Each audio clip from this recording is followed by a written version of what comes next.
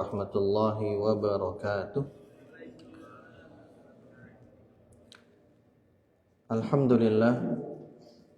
Alhamdulillahi rabbil alamin wa bihi nasta'in ala umuri dunya waddin. Wassalatu wassalamu ala asyrafil anbiya'i wal mursalin sayyidina Muhammadin wa ala alihi wa sahbihi ajma'in. Subhanaka la ilma lana illa ma 'allamtana innaka antal alimul hakim. Rabbi syrah li sadrina wa yassir lana amrina wahlul 'uqdatam min lisani yafqahu qawli. Rabbi zidna ilman warzuqna fahman. Amma ba'du. Bapak-bapak, ibu-ibu, jemaah salat subuh Masjid Agung Kubah Timah yang dirahmati Allah Subhanahu wa taala. Mari kita senantiasa bertahmid, memuji Allah, bersyukur kepadanya atas segala nikmat karunia yang Allah berikan. Ini kita masih berada di 12 Dzulhijjah, hari tasyrik. Mari perbanyak zikir, perbanyak memuji Allah di hari-hari ini. Mudah-mudahan kita senantiasa mengingat Allah dimanapun kita berada. Amin ya rabbal alamin. Salawat kita haturkan pula kepada tauladan kita, panutan kita, junjungan kita baginda Al-Mustafa Muhammad sallallahu alaihi wasallam. Hari Jumat, Bapak Ibu, mari perbanyak salawat di hari ini. Gunakan waktu luang kita dengan banyak bersalawat. Mudah-mudahan kita mendapatkan syafaat Nabi nantinya di yaumil qiyamah. Amin ya rabbal alamin. Jemaah salat subuh yang dirahmati Allah, sejenak kita i'tikaf ya. Memperbanyak i'tikaf kita, mengkaji bersama kitab Al-Adhkar An-Nawawiyah yang disusun Imam Nawawi tentang doa-doa, ya, kumpulan doa dan zikir. Kalau hari-hari tasyrik ya perbanyak ya takbiran, ya takbir muqayyad ya, boleh kita perbanyak. Sebelum kita masuk ke kajian, mungkin saya ingin sedikit menyampaikan keresahan ya, karena banyak melihat beberapa video yang beredar, apalagi sekarang kan kurban ya. Ada bahkan besok yang masih kurban ada, karena kan paling terakhir itu tanggal 13 ya kalau tidak salah. Jadi banyak beredar Bapak Ibu, proses pemotongan itu ya berkali-kali begitu, berkali-kali memotongnya, penyembelihannya. Jadi saya melihat itu ngiluh gitu, ngiluh melihatnya. Ya Allah, memang ini perlu diedukasi lagi dan lagi, karena ini agenda tahunan. Bahkan mohon maaf, salah satu pondok yang saya rasa besar juga di Bangka ini, ada videonya itu, wallahu alam, yang memotongnya mungkin dari luar ya. Itu berkali-kali juga dipotongnya itu hewan sapinya itu. Ini menjadi masukan kepada kita ya, pengingat tazkirah bahwa ya menyembelih hewan kurban itu kan ya kalau bisa ahsan ya, yang baik, paling baik, dengan pisau yang tajam tentunya, diasah terlebih dahulu ya. Memang tidak bisa hanya satu orang, harus ada beberapa orang yang memegang kepala sapi kan. Kalau ada gelambir lemak-lemaknya itu, nah itu diangkat gitu, dipegang, karena kadang-kadang itu yang menjadi yang menyumbat gitu, jadi motongnya agak lama ya. Ada beberapa asatid yang saya lihat motongnya itu sekali langsung angkat. Jadi kalau memotongnya pun bagus, kita melihatnya itu juga enak gitu. Nah, kecuali kalau yang tadi nah ya Allah, itu ngilu melihatnya itu ya. Di Bapak-bapak, ini tazkirah pengingat bagi kita, terutama yang memang tukang sembelih. Kan Rabu itu banyak beberapa masjid, ada mungkin yang kemudian Kamis menyembelihnya. Kalau Jumat kan jarang mungkin ya, karena waktu Jumatan. Jadi apakah nanti masih memotong lagi atau nanti tahun depan, bagi yang petugas memotong ya, menyembelih hewan kurban, kalau bisa diingat-ingat ya, karena lebih baik dan ahsan potongnya itu dengan pisau yang tajam, benar-benar tajam, sehingga sapi pun Masya Allah ya. Ada juga yang sapi kabur lah dan sebagainya ya. Banyak beredar video sapinya kabur ya, dikejar-kejar sama warga pengurus masjid. Karena memang bayangkan Bapak Ibu yang dirahmati Allah, dalam memotong hewan kurban, menyembelih hewan kurban, ada adabnya. Islam sudah mengatur itu dengan sedemikian rupa. Ya. Jadi tidak sembarangan menyembelih hewan kurban. Ya. Jadi ya, sapi kalau bisa tidak melihat sapi yang sedang disembelih. Ya, bahkan darahnya pun kalau bisa jangan diperlihatkan. Ada masjid itu sedari pagi itu sapinya ditutup Pak, pakai kayak kacamata kuda gitu, tapi ini dari plastik. Ada beberapa masjid kan kalau kita buka scroll media sosial ya, isinya pasti tentang kurban ya, tentang Idul Adha ini. Itu yang baik-baik itu boleh kita ATM kalau bahasanya ya, amati, tiru, modifikasi. Jadi kita terapkan kalau ada yang baik. Ada juga sapi yang macam-macam Pak. Jadi ini agenda tahunan, murojaah ya, murojaah tahunan. Mudah-mudahan kita semakin baik lagi dalam proses kurban, penyembelihan hewan kurban kita ya. Kalau Masjid Kuba berapa Ustaz? Udah lah besok. Besok. Alhamdulillah Bapak Ibu jemaah yang dirahmati Allah. Ini kita masuk ke dalam bab ma yaquluhu man buliya bil waswasah. Ini bab apa yang harus dibaca ketika seseorang merasa waswas. Was-was, bisikan syaitan. Qala Allah Ta'ala, a'udzu billahi minasyaitonir rajim. Wa imma yanzaghannaka minasyaiton nazghun fasta'idz billah innahu huwas samiul alim. Fa ahsanu ma yuqal ma addabana Allah ta'ala bihi wa amarna biqaulihi. Allah Subhanahu wa ta'ala berfirman, wa imma yanzaghannaka minasyaitani nazghun fasta'idz billah innahu huwas samiul alim.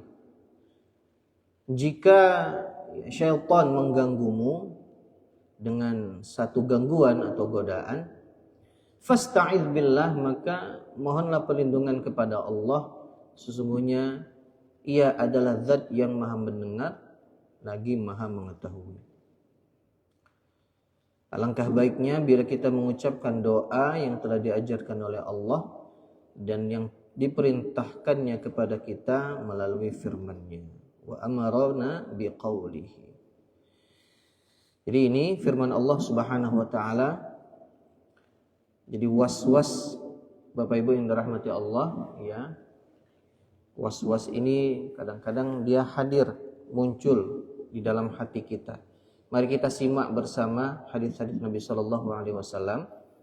Yang pertama, rawaina fi sahihai al-Bukhari wa Muslim an Abi Hurairah radhiyallahu anhu qala Rasulullah sallallahu alaihi wasallam, ya'ti syaitanu ahadakum fayaqul man khalaqa kadza hatta yaqul man khalaqa rabbak fa idza balagha dzalika falyasta'idz billahi wal yantahi. Kami meriwayatkan di dalam dua kitab yang sahih, yakni Sahih Bukhari dan Sahih Muslim, dari sahabat Abu Hurairah radhiyallahu an berkata, Rasulullah sallallahu alaihi wasallam bersabda, syaitan datang kepada seseorang di antara kalian lalu mengatakan, siapa yang menciptakan ini? Siapa yang menciptakan itu? Hingga dia mengatakan, siapa yang menciptakan Tuhanmu? Apabila perkataan itu sampai, perkataannya sampai di situ, hendaklah ia meminta pertolongan kepada Allah dan berhenti. Wal yantahi, hendaklah dia berhenti. Wa fi riwayatin fi sahih la yazalun nas yatasaaluna hatta yuqal hadza khalaqallahu al-khalq faman khalaqallah faman wajada min dzalika syai'an falyaqul amantu billah wa rusulih. Dalam riwayat yang lain, dalam kitab yang sahih disebutkan, hadisnya, redaksinya, manusia masih tetap bertanya-tanya hingga dikatakan hadza khalaqallahul khalq. Ini adalah, demikianlah Allah menciptakan makhluknya. Lalu siapa yang menciptakan Allah? Barang siapa yang mengalami sesuatu dari hal itu, hendaklah ia mengucapkan amantu billah wa rusuli. Aku beriman kepada Allah dan rasul-rasulnya. Bapak Ibu jemaah yang dirahmati Allah. Nah, ini di antara hadisnya bahwa was-was, bisikan syaitan itu kadang hadir dalam pikiran kita. Kita melihat bahwa ini ciptaan Allah. Ciptaan Allah yang sedemikian rupa, yang begitu hebatnya. Nah, terbersitlah. Lalu menciptakan Allah siapa? Nah, ini kan was-was. Saya tidak tahu Bapak pernah tidak? Kadang-kadang ada pikiran yang macam-macam gitu. Masih mempertanyakan benar tidak ini dan lain sebagainya. Kalau ini hadir, datang ke dalam hati kita, maka kita minta perlindungan kepada Allah Subhanahu wa taala. Islam ini bagi kita tentunya, bagi kita seorang muslim yang beriman kepada Allah, yang menyerahkan diri kepada Allah, kita yakin dengan seyakin-yakinnya bahwa ini adalah agama yang benar. Sebagaimana teman-teman kita tentu meyakini agama mereka seperti itu. Maka jangan sampai kita ragu, keraguan-raguan, syak, was-was syaitan, pikiran-pikiran yang dalam tanda kutip liar gitu Pak. Pikirannya liar, tak mikir apa-apa gitu ya. Harusnya tetap kokoh, tetap teguh kita pada pendirian kita. Kadang-kadang kalau berdebat gitu Pak, berdebat dengan seseorang, kadang-kadang dia bertanya hal-hal yang boleh jadi kita menjawabnya itu sulit, tidak pacak kita jawab. Mempertanyakan ini, itu, dan lain sebagainya. Maka dalam hadis ini, yang pertama tadi, minta perlindungan kepada Allah. Fal yasta'idz billah. Karena itu, kalau misalnya dalam diri kita tiba-tiba hadir, itu adalah was-was syaitan. Dalam hadis yang lain, kita ucapkan amantu billahi wa rusulihi. Aku beriman kepada Allah dan Rasulnya. Warawaina fi kitab Ibn Sunni an Aisyah radhiyallahu anha qalat qala Rasulullah sallallahu alaihi wasallam man wajada min hadzal waswas falyaqul amanna billahi wa bi rusulihi thalathan fa inna dzalika yadhhabu anhu.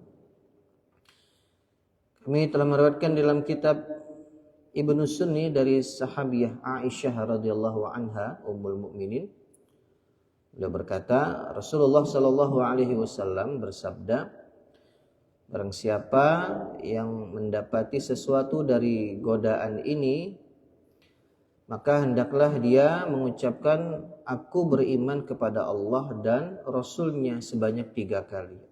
Amanna billahi wa birusulihi. 3 kali. Karena sesungguhnya hal itu dapat melenyapkannya. Ya, dia akan pergi, ya, hilang, ya, perasaan itu. Warawaina fi sahih Muslim an Uthman ibni Abil As radhiyallahu anhu qultu ya Rasulullah inna syaitan qad hala baini wa baina salati wa qiraati yulabbisuha alayya. Faqala Rasulullah sallallahu alaihi wasallam dzalika syaitan yuqalu lahu khinzab fa idza ahsastahu fata'awwadh billahi minhu watful ala yasarika thalathan fafa'altu dzalika fa'adhhabahu Allah taala anni. Kami meriwayatkan di dalam kitab Sahih Muslim dari sahabat Uthman ibnu Abil As, ya, yang radhiyallahu anhu yang berkata, ya, beliau bercerita, aku berkata kepada Rasulullah, ya Rasulullah, sesungguhnya syaitan telah menghalangi antara diriku dan salatku serta bacaan Al-Quran wa qiraati yulabbisuha alayya, yang dicampur adukkan olehnya kepadaku.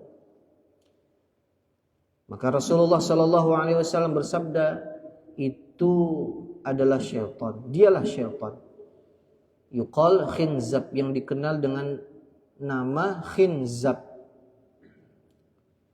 Apabila engkau merasakannya, maka mohonlah, mintalah perlindungan kepada Allah dari godaannya. Kemudian meludahlah ke arah kirimu sebanyak 3 kali. Maka aku melakukan hal tersebut, ya, dan Allah melenyapkannya dariku. Qultu khinzab bi kha'in mu'jamah thumma nunin sakinah thumma zay maftuhah. Wa ikhtalafa al-ulama fi dhabtil kha' minhu faminhum man fatahaha wa minhum man kasaraha wa hadhani mashhurani wa minhum man dhammaha hakahu Ibnu al-Athir fi nihayah al-gharib wal ma'ruf al-fath wal kasr. Jadi khinzab atau khanzab, ya. Jadi namanya ini khinzab tapi yang lebih masyhur. Bapak Ibu yang dirahmati Allah, nah ini was-was, ya, yang terjadi kepada seorang sahabat. Bisikan syaitan, gangguan, godaan syaitan, ya. Bahkan dalam salat beliau, ya, dalam bacaan Al-Qur'an beliau, maka Nabi mengatakan itu syaitan yang namanya khinzab atau khanzab. Ya, nama syaitannya itu, Pak. Apa jin gitu yang mengganggunya. Kalau merasakan ini, kata Nabi, minta perlindungan kepada Allah dan yang meludah. Tapi lihat Pak di sebelah kiri kita. Atau isyarat meludah boleh. Artinya sedikit saja. Kalaulah itu terjadi, Pak. Nah, karena sahabat saja pernah mengalami hal demikian. Ya, merasa bahwa ya ada gangguan syaitan, ya, dalam dirinya, ya, dalam bacaan Al-Qur'annya, dalam sholatnya bahkan, ya, memang kata Nabi ada syaitan, ya, yang mengganggunya, itu namanya adalah khinzab. Nah, dalam riwayat Ibnu Katsir, ya, itu namanya khinzab. Ya, ada yang mengatakan juga khanzab dan sebagainya, wallahu a'lam. Ya. Jadi Bapak Ibu jemaah yang dirahmati Allah, nah ini godaan syaitan, gangguan syaitan, ya, dalam diri kita.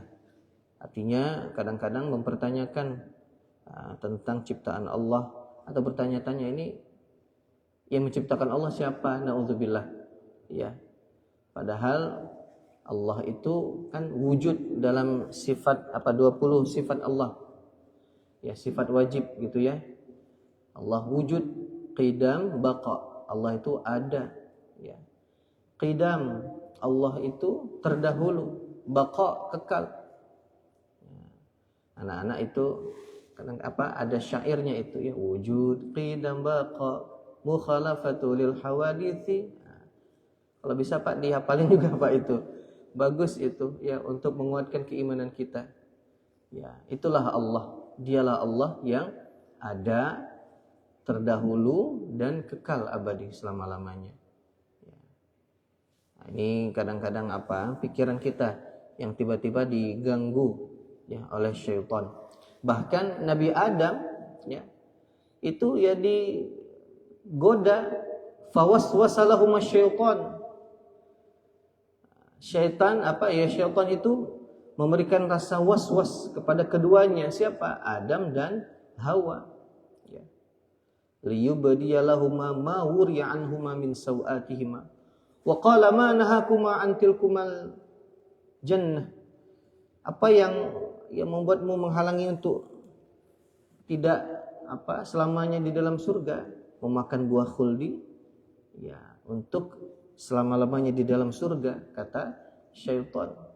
Bahkan dalam ayat lain, wa qasamahuma inni lakuma laminan nasihin. Bahkan bersumpah syaitan itu, inni lakuma laminan nasihin. Aku termasuk orang yang memberikan nasihat, menjadi penasehat Bapak Ibu. Syaitan itu ya kepada Adam dan Hawa. Tapi yang terjadi adalah itu jebakan. Itu adalah jebakan, hiasan saja. Ya, akhirnya yang terjadi ya begitulah, sebagaimana kita tahu. Ya, jadi memang was-was ya, gangguan syaitan itu nyata Pak. Maka memang dalam ayat yang lain Allah berfirman, wala tattabi'u khutuwatis syaitan innahu lakum aduwwum mubin. Jangan ikuti jalan-jalan syaitan ya. Jadi syaitan itu sebenarnya adalah aduwwum mubin, musuh yang nyata. Ya, syaitan itu adalah musuh yang nyata dan memang sudah berjanji Bapak Ibu yang dirahmati Allah, syaitan itu senantiasa akan menggoda kita ya, akan bagaimanapun membuat kita tergelincir. Ya, jangan sampai seseorang ini dia rajin beribadah. Jangan sampai dia menjadi orang yang baik dan lain sebagainya. Dan dia memang sudah bersumpah pasti akan menggoda anak cucu Adam ya, kita ini. Makanya ada yang bilang itu wallahu alam ya, setiap orang itu setannya itu beda-beda Pak. Ada yang memang artinya tergantung kesolehannya. Kalau semakin soleh, setannya pun beda Pak, yang diutus sama iblis itu. Kalau kita ini kan yang amalnya masih sedikit ya, setannya masih pangkat-pangkat kecil aja Pak. Itu pun sudah tergelincir kita. Ya Allah. Kalau yang semakin soleh, nah itu godaannya beda lagi itu. Ya kita ya Allah. Makanya Bapak Ibu yang dirahmati Allah, jangan sampai di dalam hati kita ada perasaan naudzubillah ya, kita merasa lebih baik.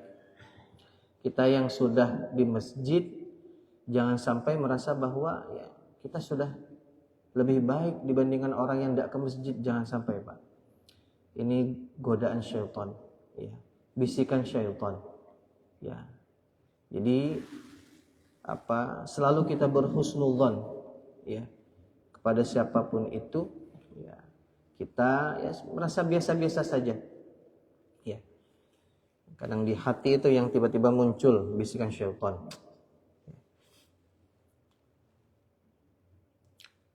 Kemudian rawaina fi sunan Abi Dawud bi isnadin jayyid anna Abi Zumail qala qultu li Ibni Abbas ma syai'un ajiduhu fi sadri qala ma huwa qultu wallah la atakallamu bih faqala li asyai'un min syak wa dhahika wa qala ma naja minhu ahadun hatta anzalallahu ta'ala fa in kunta fi syakkin mimma anzalna ilaik al-ayah faqala li idza wajadta fi nafsika syai'an faqul huwal awwal wal akhir wal zahir wal batin wa huwa bikulli syai'in alim. Kami meriwayatkan dalam kitab Sunan Abu Dawud dengan sanad yang jayyid dari sahabat Abu Zumail yang menceritakan, aku pernah berkata kepada Ibnu Abbas bahwa aku merasakan sesuatu godaan di dalam dadaku. Maka Ibnu Abbas bertanya, "Ma huwa, apa itu?"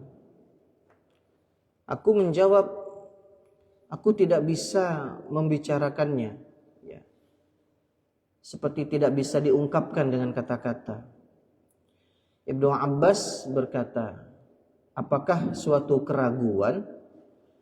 Kemudian Abu Zumail tertawa dan mengatakan, tidak ada seorang pun yang selamat dari hal tersebut hingga Allah menurunkan firman-Nya, fa in kunta fi syakkim mimma anzalna ilaik. Ya, artinya jika engkau ya Muhammad berada dalam keraguan-raguan ya, tentang apa yang kami turunkan kepadamu sampai akhir ayat. Kemudian Ibnu Abbas radhiyallahu an berkata kepadaku, apabila engkau merasakan sesuatu atau godaan dalam dirimu, maka ucapkanlah huwal awwal wal akhir wal zahir wal batin wa huwa bikulli syai'in alim. Dialah Allah yang maha awal terdahulu, akhir ya, yang akhir, wal zahir wal batin, yang zahir dan yang batin, wa huwa bikulli syai'in alim, dan dia maha mengetahui terhadap segala sesuatu.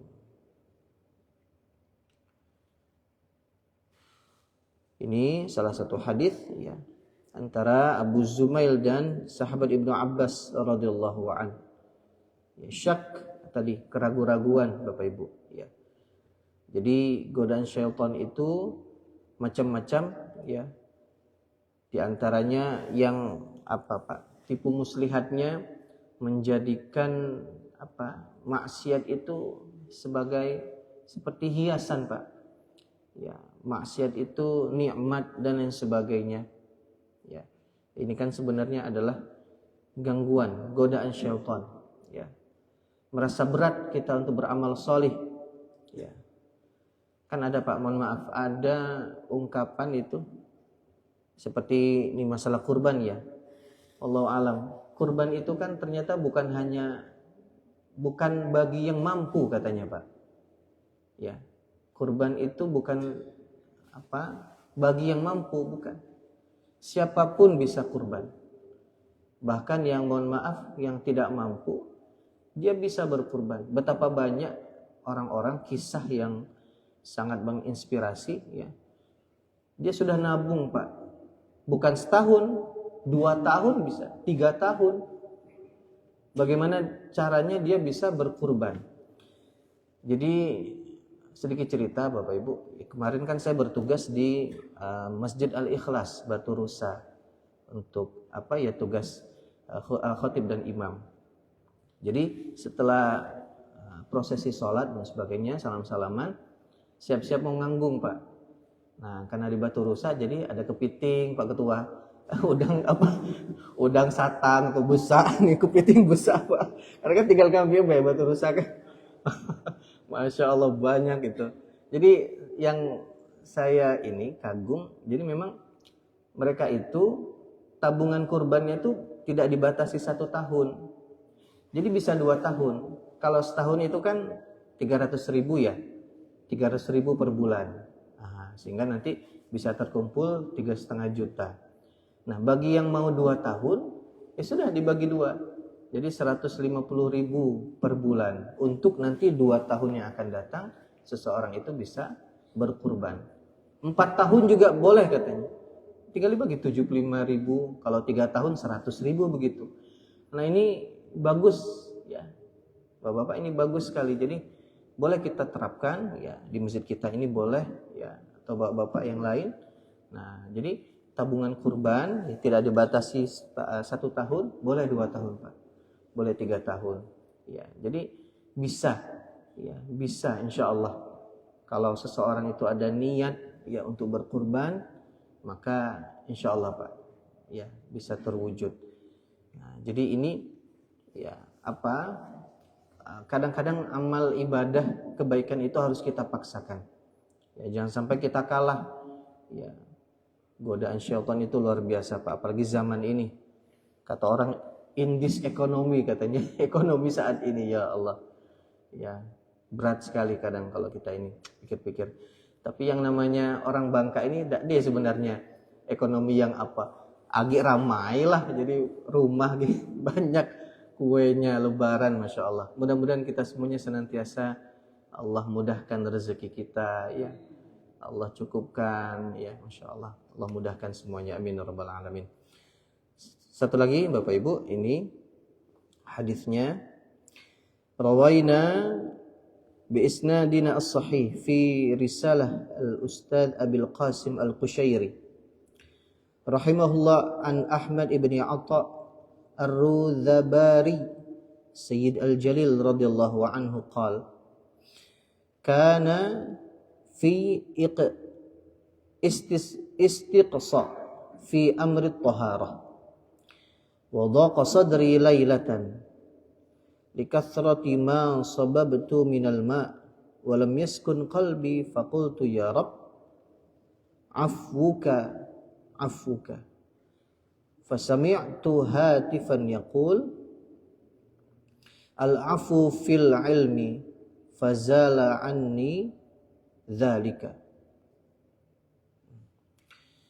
Nah ini Imam Nawawi mengatakan kami meriwayatkan dengan sanad kami yang sahih di dalam Ar-Risalah Al-Ustadz Abul Qasim Al-Qushairi dari Ahmad ibn Atta Ar-Rudhabari yang menceritakan aku ya memiliki rasa kurang puas dalam masalah toharah, dan di suatu malam dadaku terasa sempit karena terlalu banyak menuangkan air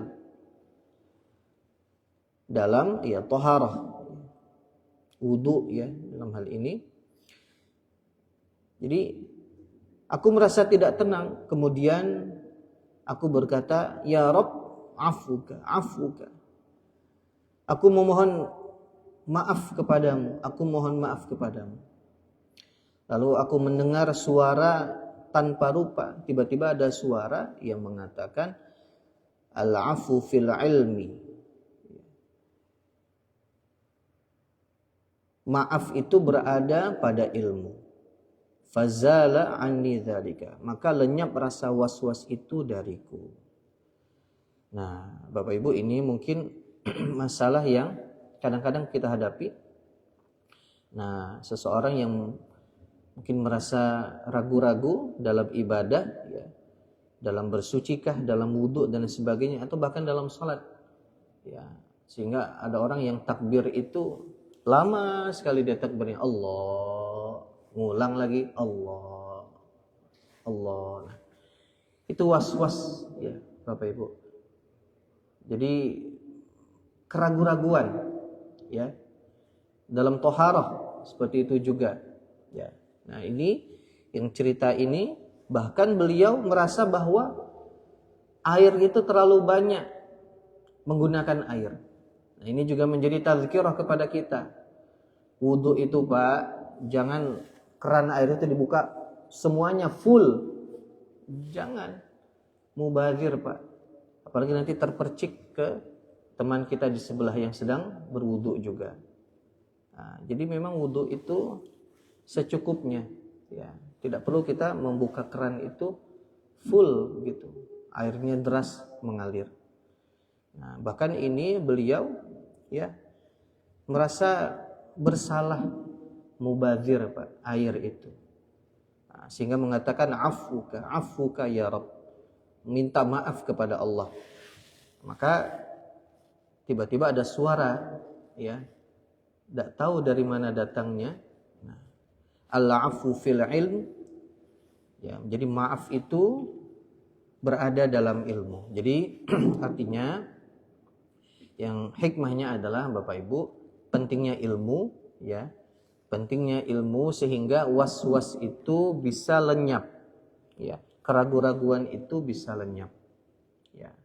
Kita pelajari dulu. Nah, apalagi kadang-kadang dalam niat sholat, ya, was-was itu datang, wudu, kita merasa ragu-ragu dan lain sebagainya, ya, itu memang syaitan, ya. Kalau tadi disebut namanya khinzab, yang mengganggu seseorang dalam sholatnya sehingga datang keraguan-raguan, ya, bisikan syaitan. Kalau bisa kita hilangkan, ya, kita yakin, misalnya sholat itu, ya, sholat, ya sudah. Kalau kita yakin tapi didasari dengan ilmu, sudah, jangan ya tadi Allah ngulang lagi Pak. Ya, ada yang seperti itu memang, ya Allah, ada. Ya, perhatikan juga dalam, ya, kita buang air, ya, buang air kalau bisa makan. Mohon maaf Pak, kadang-kadang kan ada yang, mohon maaf ya, bagian kubul, ya, yang itu bagian depan kita Pak, merasa kadang masih ada yang keluar setelah kita, ya, setelah buang air kecil, kita merasa kayak belum selesai nih, ada yang keluar. Nah, makanya salah satunya Pak, ketika kita buang air kecil, berdehem. Nah, kalau memang masih juga, siapkan tisu, ya, tisunya ditaruh Pak di depan itu, ya, mohon maaf. Jadi pas kita berdiri, udah buang tisunya, basuh lagi itu kita. Nah, insya Allah ya hilang gitu. Atau ada juga yang mengatakan ketika kita sudah buang air, kita percikkan air ke sarung kita atau celana kita, sehingga nantinya kalau kita merasa ada yang keluar, langsung kita ingat bahwa oh ini bukan dari kubul kita yang keluar, tapi dari bekas percikan air yang kita percikan ke sarung atau celana kita, seperti itu, ya. Jadi perhatikan, ya, ketika kita thaharah, bersuci, ketika kita buang hajat Bapak Ibu, ya, kan memang itu sudah diwanti-wanti oleh Nabi, ya, betapa banyak orang tidak berhati-hati dalam buang air, itu yang menyebabkan dia mengalami siksa kubur, ya, thaharah. Maka kenapa hampir semua kitab-kitab fikih, ya, yang besar Pak, ya, yang menjadi pokok, itu pasti diawali dengan bab at-thaharah, bersuci. Karena memang penting sekali, ya, karena kalau bersuci kita bagus, insya Allah bagus seterusnya. Tapi kalau dari bersuci saja kita ada yang salah, maka sudah akan kena semuanya Pak, ya, ibadah kita dan lain sebagainya, ya. Jadi kembali ke sini, ya, ini was-was, ya, godaan syaitan, maka kita minta perlindungan kepada Allah dan terus kita belajar. Mudah-mudahan kita dijauhkan Allah dari bisikan-bisikan ini, rasa was-was, ragu-ragu dalam hati kita, ya, amin ya rabbal alamin. Bapak Ibu, ini saja yang dapat disampaikan, ya, bab ini tentang was-was, ya, bisikan syaitan. Sekali lagi mudah-mudahan Allah Ta'ala memudahkan senantiasa, ya, urusan-urusan kita, ya, Allah senantiasa, ya, melancarkan setiap rezeki kita. Dalam bab ini semoga Allah hilangkan was-was, godaan syaitan dalam hati kita, amin ya rabbal alamin. Mudah-mudahan bermanfaat untuk kita semuanya. Hadanallahu wa iyyakum ajma'in. Wassalamualaikum warahmatullahi wabarakatuh.